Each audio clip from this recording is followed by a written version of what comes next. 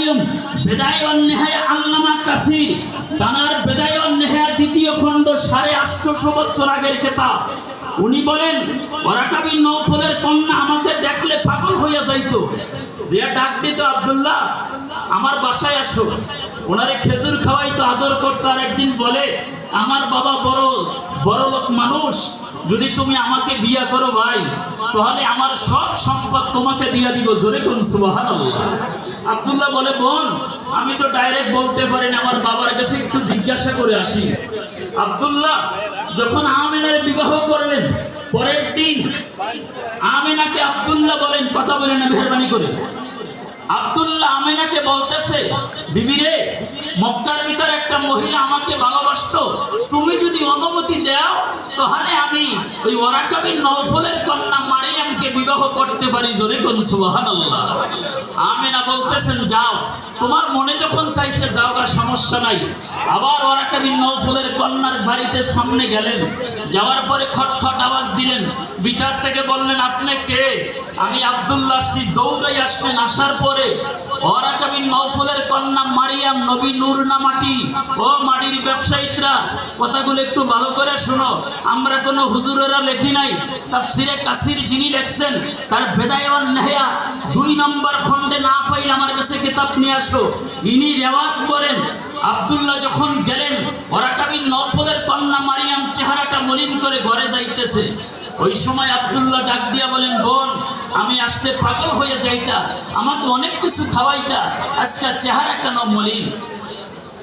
Waraqa bin নওফলের কন্যা মারিয়াম ডাক দিয়া বলে আব্দুল্লাহ আমি তোমার পাগল ছিলাম না রে, জাগা জমিনের পাগল ছিলাম না, তোমার চেহারার পাগল ছিলাম না, আমার বাবার সাথে আমি থাইকা তাওরাত জবুর আমি মুখস্থ করেছি, আমি তাওরাতে পাইছি আখিরি জামানার নবীর বাবা আব্দুল্লাহ হবে, ওই আব্দুল্লাহর কপালে আখিরি জামানার নবীর নূর মোবারক থাকবে।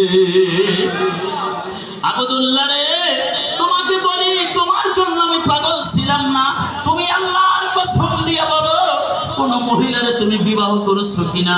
বলে আমি ওহাব জোহরির মেয়ে আমিনারে বিবাহ করেছি। দৌড়াইয়া গেলেন, যাইয়া বলে আমিনা রে আমি তোমার এক নজর দেখতে আসছি রে বোন। কেন বোন পাগল হয়ে গেলেন? এই জন্য আমি তাওরাতের জবুর কিতাব পড়ে পাইছি আখিরি জামানার নবীর নূর তার বাবার কপাল থেকে তার মার হেরেমে চলে যাবে।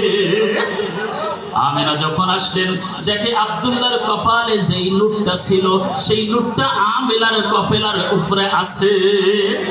আসেন বাবা, মা আমিনা তো সাদিয়া বলেন রে দুনিয়ার মানুষ, কত জাকুম মিনাল্লাহি নূর। নূর কি? নূর মানে আলো। নূর মানে কি? আলো।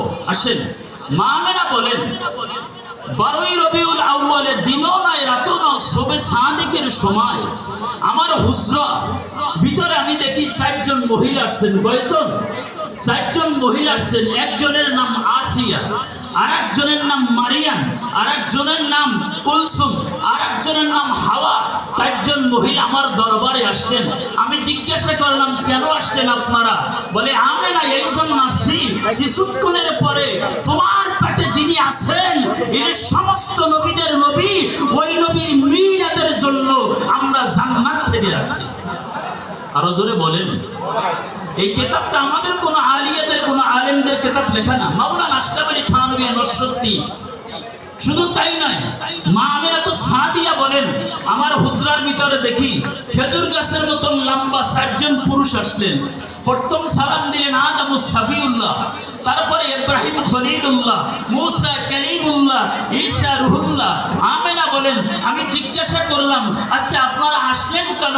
বলে আমিনা কিছুক্ষণ পরে এমন একজন নবী আসতেছে যেই নবী জমিনে পদার্পণ করার সাথে সাথে সারা জাহান আল্লাহ পাক যায় নামাজ বানাইয়া দেবে।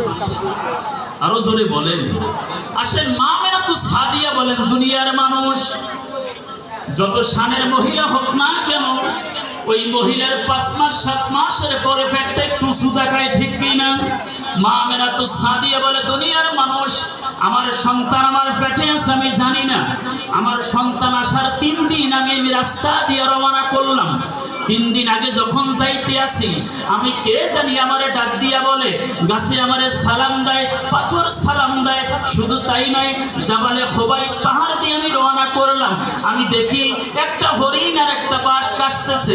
আমি একটু পালাইতে চাইলাম, ডাক দিয়া বলে, আমেনা রে, পালাইতে হবে না, গোপনে যাইতে হবে না রে আমেনা, ও আমেনা রে, তোমারে সালাম দেওয়ার জন্য আসতেছি।